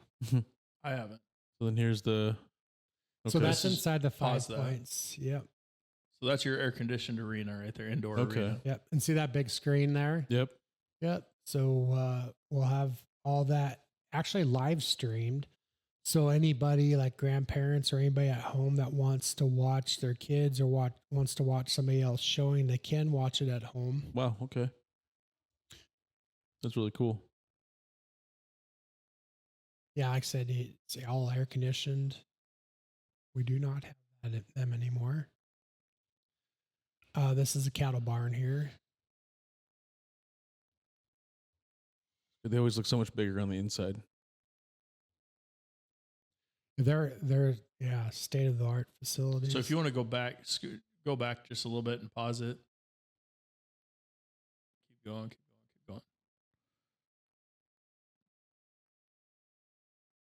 Keep going.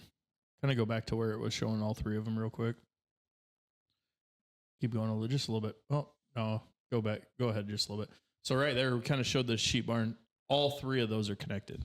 Oh. That's the other thing. They're okay.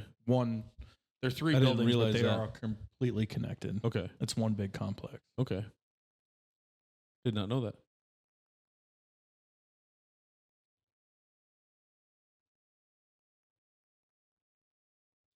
This is ACP. So this is where we have our swine show. And that's the backside. This Wow. is that's open air. So all our hogs get stalled in this area here. Like I said, there'll be 1,000. That's your arena for it. Yep.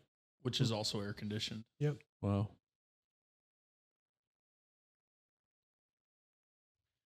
That's indoor concerts. I Oh, don't have okay. much to do with that. Indoor concerts, you said? Yep. Okay.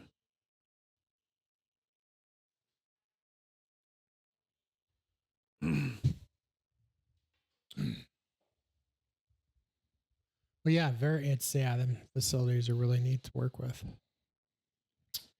Makes it a lot easier when you have good barns. Good barns like that, yeah. Sorry, I had to tell my son to be quiet. And it's nice that they're all under one roof, like especially the three main buildings there right there.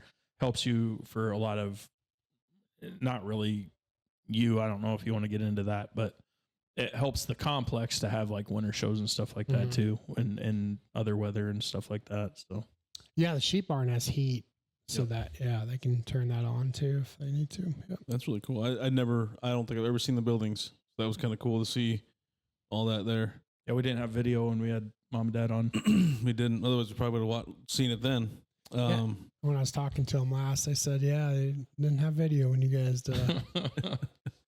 We just said now we got to bring them back on. There you go. Now we're like, you just tell them, you're not good enough, Van and Kathy. Yeah, they waited until Van came on. No, I think they need to come back on. They had pretty good. Can you tell how many people are watching after? Yeah, we can see how many people watched. Okay. Yeah. So they probably had pretty good. They did. Yeah, so they probably need to come back on again. Yeah, for the longest time they had the most until we hit the video stuff. Yeah, took a while. Let's talk just very shortly about however long you want to talk about it. I don't know how long you want to talk about the Grand Island Livestock Complex Authority in your time there. What exactly were you involved with there? Yeah, so just for a short spell, it's for 2 years I was responsible for the booking and managing of the shows. So I guess I should go back when you asked me far as coming. I think Vance, you asked me far as coming to Grand Island and how I got there, and it all started in 2019. Bill Angel gave me the opportunity to be the open class superintendent, and I know, I mean, I reached out to your dad too. I mean, being involved in showing livestock also. I remember when we were showing open class in Lincoln, and Vance's dad, he was selling equipment too. And I still remember he had a fan. It was like some fan he brought down to us, and we sat up behind our cattle. And I still remember that to this day. I couldn't tell you what that is. I don't know. But anyway, talking to Bill and then talking to your dad, and it was a pretty cool position. It's kind of like a dream job, right? Yeah. It's because it's something that you had a passion for growing up, and this is what you always wanted to do. And Bill gave me that opportunity in 2019 to be the beef superintendent. And then then I had the opportunity to come on and actually be involved with it. You took over for Bill, right? Yeah. Yeah. Well, yeah. So they didn't have anybody. So Yeah. Bill was let go, and then came on in 21 as Bill's role. So yeah, I kind of wanted to touch on that a little. Yeah. So. And were you involved with the Gilka side of it before you took over? No. So okay, the Gilka stuff is so in I don't 2021 remember was when that started. When Yeah. Gilka started. So that'd be 2021. So I was responsible for that, and Bill was kind of helping me through that because he was still in first shows. He was kind of closing up, Yep. and I was kind of coming in, and he was starting to have some health challenges. So that summer he was supposed to be closing up a few, but he had some health challenges that he had to leave, and I had to finish up. And so I was doing contracts, and that was quite a bit too in that 2021. I was trying to get ready for State Fair and Exarban too. And then also trying to do some of these summer shows at the same time. Yeah. Which Yeah, a lot so- of it, can you, for these guys and some people that don't know, like what are some of the summer shows or some of the off season stuff that happens at these complexes? Yeah. So a lot of junior nationals. So junior nationals are breed representation, right? So that year we had I think we had 4 or 5. We had South Devon, we had Limousine, so it's a breed. Okay. And then we had Angus. So you're probably familiar with Angus. So I mean, if you go anywhere, it's like Angus brand this, Angus brand that. I mean, they brand a lot of stuff. It's a big association. Angus and Hereford have been around a long time. So if you look at them two breeds, today they have the 2 largest junior national shows in the nation. So I think that year you had both of them, right? no, we just had Angus. Okay. Yeah. Because I know there's been at least one year that both of them were there, wasn't it? I thought there was one year that both Angus and Hereford were there at some point. And maybe it was before you, maybe I'm mistaken. I don't know. I'm not for sure, but it could have been. But yeah, so I know them 3, and then we had a boar goat show. So ABGA show where you set up a lot of pens, and we have people come from all over, from Maryland to California. I mean, people come from all over the United States to Grand Island, Nebraska, and that's what's really cool about having it here in Grand Island is because it's centrally located. Mm-hmm. Is people are willing to travel. What's a boar goat as opposed to a regular goat? For people that don't know. A boar goat is a meat goat. It's like a white goat, like with a red around its neck. It's so it's not your has little goats that a lot of people see at like a petting zoo or something like that. Yeah. It's a big goat. It's more muscled up. It's a meat animal. It's made for meat. It's So so what I was doing at that time is communicating with operations to make sure stuff was getting set up correctly. And also there's always troubleshooting, right? There's when you're putting on an event, there's always things that happen on the fly. Right. And when the events happen, there's always stress, right? And people are not getting sleep and all that. So that's probably quite a bit of it, kind of working things through the challenges.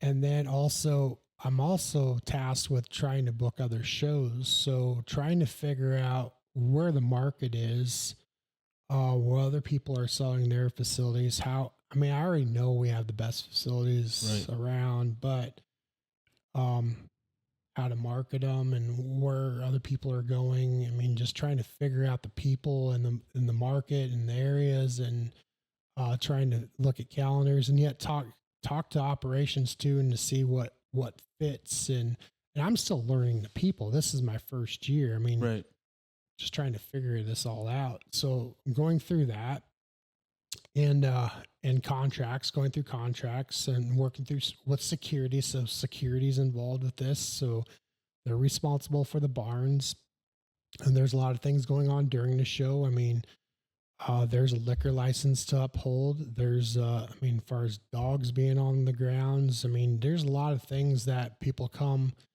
to me or to whoever's managing these shows that the responsibility is pretty heavy on my shoulders. Right. So at that time, that was my responsibility when Bill wasn't there, and I'm still trying to figure this out. So yeah, going through that was a learning curve, and I did that for 2 years, and then I kind of came to a spot where it's like, whoa, I don't feel like I have enough time to get my job done for my team with the State Fair in Exarban to do a good job. And I don't feel like I'm had enough time to recruit and do a good enough job for Gilka to recruit shows and do a good job to get things done for Gilka. So something's got to change. You were spread thin. You couldn't give your all to each one. And it's so State Fair in Exarban, I had one executive director that I reported to. So in Gilka, it was very complex because Gilka is more, I had more bosses. So my boss was also part of a group of 4. So Gilka consists of Fauner Park, which Fauner Park owns the grounds, owns the barns, and then Grand Island Visitors Bureau, they're the ones that, they give money. They're the ones that want the shows there because they want the heads and beds and people coming to their town. Right. So they're part of it. And then the Chamber of Grand Island, they're also involved. And then the Nebraska State Fair, which the Nebraska State Fair is part of it, is because Nebraska State Fair owns all the equipment. They own all the screens and everything that you saw inside, all the panels, everything that goes inside the barns, the State Fair owns. They just don't own the shell. Gotcha. So it becomes very complex. Right. So when I bring a scenario or situation to the table, I have 4 bosses that I'm accountable to. And one of them you're accountable to the rest of the year. The other one, the other one I'm accountable the rest of the year. And if that one doesn't like what I have to say to the other 3 and I have to hear it, it was just very, very complicated. So sounds like it. It was just, it just didn't. I didn't feel like I was doing a good enough job for anybody, and I didn't feel like I was doing a good enough job for myself. Right. I didn't want to do that anymore. So makes sense. I asked to be removed from, and they were okay with that. Yeah. So when is the Nebraska State Fair for anybody looking into it? Yeah. So it starts on, I think, the 22nd. I think it's the 23rd. We had it. It was the 23rd, I think. August 23rd to September 2nd. Thank you. Go ahead and you can go to that page and we can show them anybody want to go to that website. Yeah, it's just, www.statefair.org. Statefair.org. So it's got everything on there. It's pretty good. Just go check out the video we just watched. We pulled up from there. That was from Gilka. We put the video. That was from Gilka. Sorry. Yeah. I forgot about that. But the rest of the other stuff's and everything on there from here too. So that's really cool. It's got everything you can see down there. Other than that, I didn't have anything else anything else you want to get out to the people before we have some questions that we ask everybody. Oh boy. At the end of a show. But is there anything else you want to get out to people about the State Fair or? No, if you have not been there, including. Yeah, I'll have to try to get there this year. Oh, have you not been there either? I have not been there either. I'm going to have to go. I was going to when you sold me. You guys had theory of a dead man going, but I think they got flooded out. I think that he doesn't really care about the entertainment. I was going to say, it's not the entertainment. He's here for the other side of it. That's what I also don't care about the entertainment. Right. Go for the rest of it. Right. I'd go for the rest of it too, not the I've been to the Nebraska State Fair many years, and I've been to like one concert. I'm not a big concert Two goer concerts, anymore. Maybe. Okay, well, we'll get into our questions here. So with it being an election year, how do you feel about where the state of our country is right now? And do you feel that we are being well represented at the federal and state levels?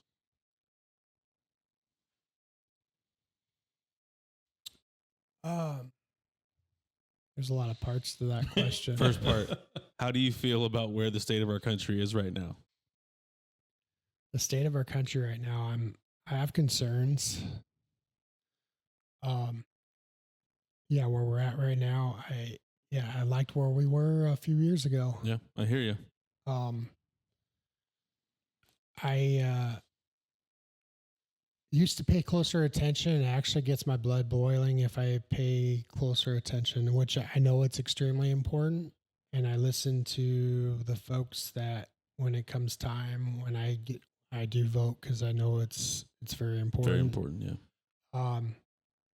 And I rely, and I don't spend enough time. I don't watch the news as much just because I just my blood gets boiling, Right. And I don't trust. I don't blame you. Too, It gets my blood boiling too. Every Thursday it gets boiling. For me. So there's one podcast that I do listen to that I kind of trust their information. I do kind of, when I walk, I kind of listen. It's like just 15 to 20 minutes, and they kind of just have a few tidbits of what's going on worldwide, and it's just kind of interesting to get their input. And I actually enjoy listening to you guys because I know you guys do your research, and when I get a chance, I like hearing what you guys We like have to give say our too. useless opinions. Yeah. Yeah, it gets we'll get our blood boiling for you. That's what it is. I know my parents, my mom, she likes getting into it. So I sometimes when I am curious of what's going on in the world, I ask her, and she'll let me know what's going on. Perfect. But when it comes time for election, I will make sure I ask the people that I trust that they give me what they feel, what's in their heart, and what's going on. But I don't feel good about what's going on in our world right now. No. As far as our state right now, I don't know if I feel as bad as some others right now. I like what's going on as far as opening up our legislatures right now and going through that. I mean, our property taxes are plenty high. I think it's good to get back to work, to dig into it and go back to work and figure out how to get that fixed. I actually give our governor a little bit of credit and saying, let's get back to work and figure this out. Yeah. So kudos to him for pulling up the pants and getting after it. I know there's some people that are not happy about it and don't want to go back to work and want to do it, but he's making them do it. Yeah, it's just finding the right balance of how to do it is kind of the issue that I'm seeing most people get a little upset about too. So it's always been a tough topic. Yeah. And then we talked about the Epic option too with some of that, and I don't think that's really going anywhere, is it? It didn't get didn't enough get put votes through, or something, apparently. I don't know. Yeah. So it'll be years to come, probably. But Or not votes, signatures. Yeah. But I feel overall, the state level, we're okay too. Federal level, Yeah, I feel the same way. Yeah. I mean, at first, I didn't know how I felt about the state, but I'm starting to feel better. Yeah, I think we're all right. We'll kind of see how things go. I think you're right. It'll trickle down. It'll depend on what happens in November, and then we'll see if it trickles down further. Just keeps going. Keeps going down. Do you feel that the two-party system still works in today's time?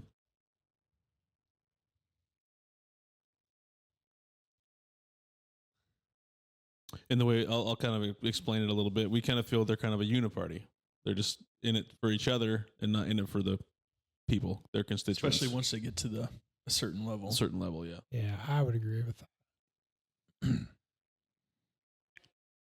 Yeah. Yeah, I don't think it works. Yeah. I mean, just politics. I just don't like it. I don't. I can tell. It's very. I can tell. Well, I won't put you through any more of that, but we couldn't really find a way to change it. Yep. So we just need to replace the people that are in it so that the system can work the way it's supposed to. Yep. It's a never-ending fight. Yeah. Where do you see yourself going in the future? Are you enjoying where you are? Do you see yourself staying in Nebraska? Only God knows all them questions. Yeah. Yeah. Right. Agree with you. Yeah. So, yeah, I love the Nebraska State Fair and I love the Exarban Stock Show. And, So for this foreseeable future, that's where you're going to be. Yeah, right. That's good. Anything else you want to get out to the people? Those are the questions I got. I think this was a fun time. Yeah, I agree. I learned a lot. Probably make my brain explode a little bit, but I think we're all right. Hopefully, yeah. You got the answers? Yeah. Okay. Yeah. Well, as long as, for the most part, yeah. I think we're good. I enjoyed it. I'm glad. We try to make it pretty comfortable. I wanted to ask a few more questions. I couldn't get them put together in my brain to actually get them out. So in the middle of conversations. Yeah. Things were going a little fast for me, for my brain to keep up. Come back again. Yeah. We'll set that Explain a little more. Yeah, exactly. Maybe we can get like a panel on of like some show calf stuff. Was it what were they pertaining to? Mostly like the competitions, the ag world in general. Yeah, we have time. I'd be more than happy to answer more. Well, I'd have to kind of go back and think about what exactly I was kind of getting, because you guys kind of did answer them later on. Like I wanted to, because you said something about the clipping. It was clipping in what though? It was two things that you sent on that fitting. Thing. Yeah. So what's the fitting? Is that what's the fitting? Yeah. So fitting is is this like video? Like if you put like a YouTube? Yeah, we can pull YouTube up. There is actually a YouTube video of me fitting for when I did a video for ADM a long time ago. Yeah. I didn't even know you had a YouTube video like that. What do we need to search for that? Maybe put ADM fitting, yeah, steer or fitting calf. Just hit X. Yeah. Yeah, that's me. Or that's gonna be me talking. That one there, or the very first one? Actually, you scroll down a little bit. Actually, the white-legged one there. Show calf fitting the front leg. That one? Okay. Yep, that one's one of them. Yep.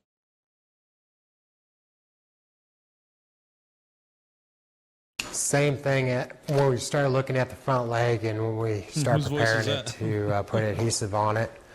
We comb through that leg hair to make sure it's free from any debris that the animal may be laying on, or make sure it's clean and get that hair prepared before we start applying adhesive. As we fit the front leg in comparison to the back leg, we also pull the back portion of the hair backwards, the center portion of the leg straight up, and the front portion of the leg straight forward or towards the front. Once again, small amounts at a time, and constantly pull your comb through it to make sure the hair isn't flattened down or that we're getting too much adhesive to give it a fake look. When we're using our clippers to clip through adhesives or spray that helps the hair stand up, make sure your blades are clean and always lubricated, and make sure you're using a lubrication rather than a product where you're going to have a dramatic effect on your blades. As you can see, he's working from the bottom up towards the knee and into the forearm of this particular steer. He's only taking a small amount off at a time. He's only taking the long hairs off to give it a smooth appearance. Also, when you're clipping from the side, it's best to, as you begin to do the front part of the leg and then the back, if you can step in front of your calf and take a look at where them long hairs are sticking out and then go back to the side of the leg to take them off, that would be ideal. We want some slope to that front knee or into their pasture where these animals appear structurally correct. We want to take a little more hair off in the portion of their knee and right below their knee. We want them to have an appearance that they have as much slope and correctness as possible. Don't buy another pair of glasses. That's really cool. That answers my questions. I thought it was more of a video than pictures going back. That's okay. That was probably back from when it was videos were just mostly pictures going through. Nine years ago. 9 years ago. That's a long time. That is. The other question, going back to the nutrition. So, I mean, how do you decide, is it a balancing act of trying to figure it out to get them to the right, where you want them? Like, what are we feeding them? For show cattle? Mm-hmm.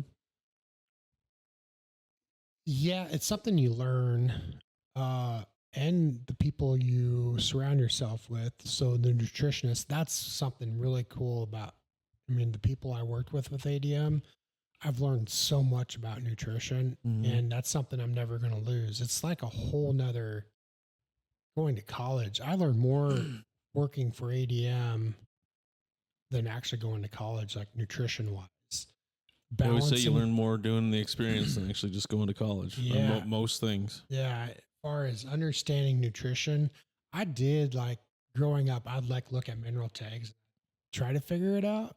And, but actually balancing diets and doing that type of thing it's something I did enjoy that. I'm sure. Yeah. So in balancing diets and how much and talking to people and just figuring that type of thing out and just the minute stuff, the amino acids and, just. And obviously, is each cow different? So like you say you had 16 cows growing up. Yeah. Yes. Was each cow on a different diet? Most of them would be, we'd have several in the same pen. They get fed fairly similar. Nowadays, though, you'd feed them separate, different amounts and different. If you could get very technical and feed them different. Yes. Really? Okay. You could, and some people have mixing buckets, and that goes back clear to when, when my dad was little, they would have mixing pans. Really? And they'd actually have corn kettles, where they cook their corn. Oh, really? Yeah. Wow. They cook their corn and they would do and blend stuff and yeah. Interesting. Yeah. I didn't know it was quite that intricate. A lot of people probably think they just, give them whatever normal feed and whatever. No, it's very technical. Different feedstuffs from beet pulp to, not just corn, barley and oats, and there's all kinds of different ingredients from fiber to, it's just like humans too. It's nutrition. Right. Is there, when it comes to any kind of disease or one of them gets sick, is that something where that pretty much cuts their show, they're done with being a show? That make sense? It could. It just depends how sick they are and for how long. Hopefully you get on top of it soon enough that you can get them corrected. if they're sick, obviously they're going to go off feed just like you and I. Right. If we don't feel good, we're not going to eat. We're not going to gain. So, right. I didn't know if that ruined the process. You said it was a short time frame. I just didn't know if one of them getting sick for a week or two would ruin their time frame. Yeah. It's a wrench. Yeah. It's rough. For sure. Okay. And that's why everybody is, like he talked about, it's the whole process. That's why you spend every day, because you try to catch it. That's why I asked that, because you said it was a daily thing. So it's well, if they get sick for a week or two, that kind of throws. Nobody wants that, but you try Does to that catch happen often? It can. Yeah, they're, just like you and I. Is that ever a thing where it gets the rest of them sick too? Can. Yeah. Especially, if you're, that's another thing too. If they're used to being in a barn where it's cool, and they go through stress too, just like you and I. Right. If they get turned out in the heat, if you decide not to work on them one day, just like as hot as it's been, if they're used to being in a barn where it's 30 degrees cooler, right. they go back outside and it's 100 some degrees, they're going to be stressed. Right. And yeah, them are things you have to be aware of. So important.